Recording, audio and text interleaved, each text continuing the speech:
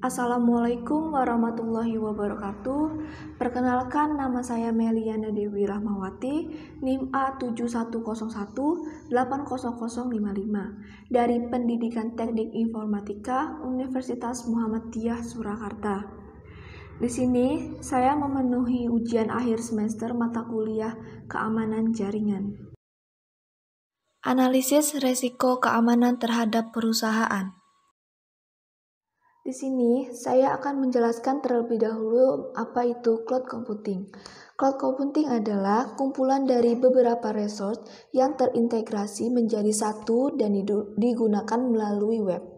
Teknologi cloud computing ini didasarkan pada teknologi grid computing yang membuat skalabilitas suatu sistem komputasi menjadi sangat besar dengan cara menggabungkan beberapa sumber daya komputer menjadi satu resource. Selanjutnya yaitu analisis keamanan cloud computing. Semakin banyak perusahaan saat ini yang mengimplementasikan teknologi cloud computing karena melihat banyak sekali keuntungan dan manfaat dari cloud computing yang dapat menekan biaya penerapan TI yang relatif mahal dari instalasi, lisensi software, pemeliharaan. Tetapi, dengan semakin banyaknya informasi yang mengalir pada cloud computing menjadi topik yang menarik apabila kita menganalisis tentang keamanan data yang ada.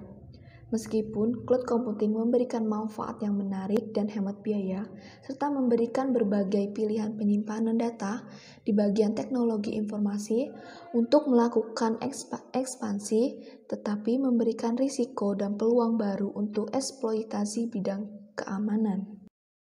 Berdasarkan identifikasi dan analisis risiko, kontrol harus dirancang dan dilaksanakan untuk memastikan bahwa tindakan yang dilakukan adalah untuk mengatasi risiko dan untuk mencapai bisnis dan tujuan TI.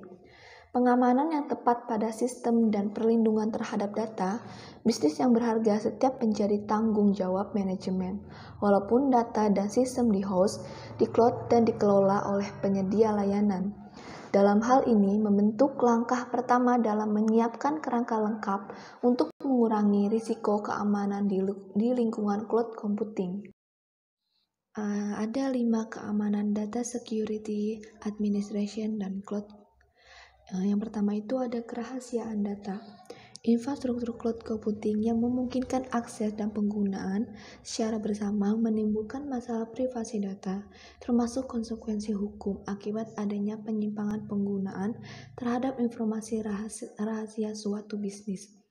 Dengan menyediakan penyimpanan data secara eksternal pada penyedia jasa layanan, meningkatkan kerentanan data sedang diakses atau disalin oleh orang yang tidak berhak. Ancaman privasi data dapat berasal dari pihak internal atau penyedia layanan pengguna dalam perusahaan. Dan kebocoran data bisa terjadi karena kegagalan hak akses keamanan di beberapa domain, kegagalan sistem pengiriman data secara elektronik dan fisik pada saat melakukan proses backup pada jaringan cloud. Yang kedua ada kontrol terhadap data.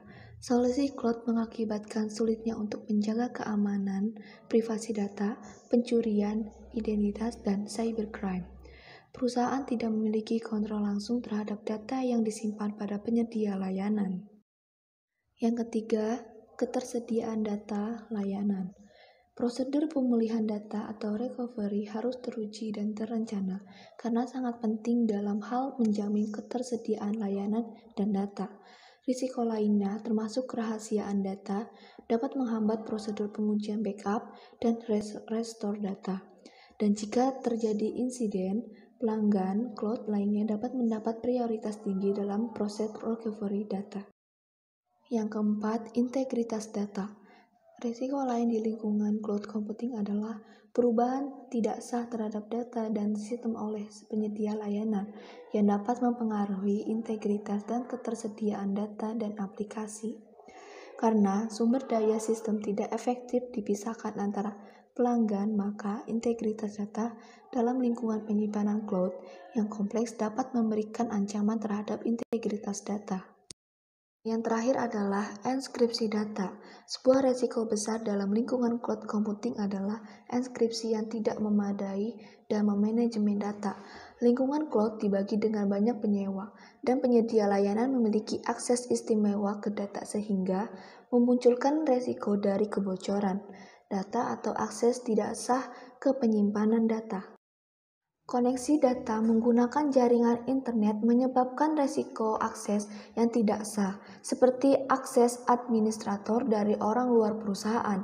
Akses tidak sah ke antarmuka menu administrator pada cloud computing jauh lebih tinggi dibandingkan sistem tradisional yang dapat diakses oleh beberapa administrator.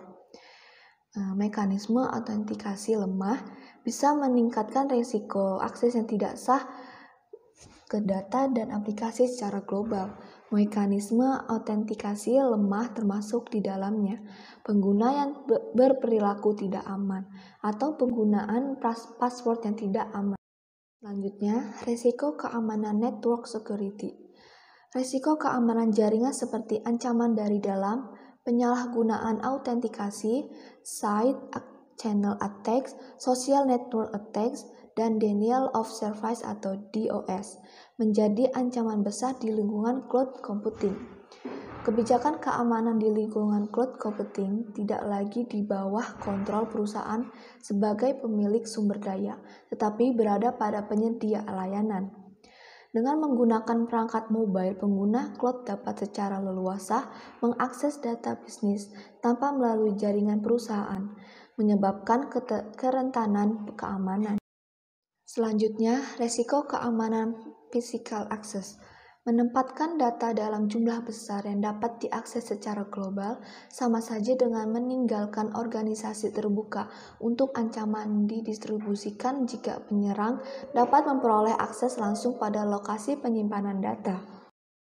Resiko keamanan physical access yang berikutnya yaitu perusahaan harus memenuhi persyaratan yang ditetapkan oleh organisasi mereka sendiri atau oleh badan industri atau pemerintah untuk mengamankan aplikasi dan data, baik internal maupun eksternal. Kepatuhan terhadap beberapa hukum dan standar peraturan meliputi standar untuk pembayaran menggunakan kartu kredit, Payment Card Industry Data Security Standard atau PCI DSS, pembatasan geografis untuk transit dan penyimpanan data atau Sarbanes-Oxley ACT atau SOX, Groundless Relay ACT atau GLBA, Health Insurance Probability dan Accountability ACT atau HIPAA, standar audit seperti SAS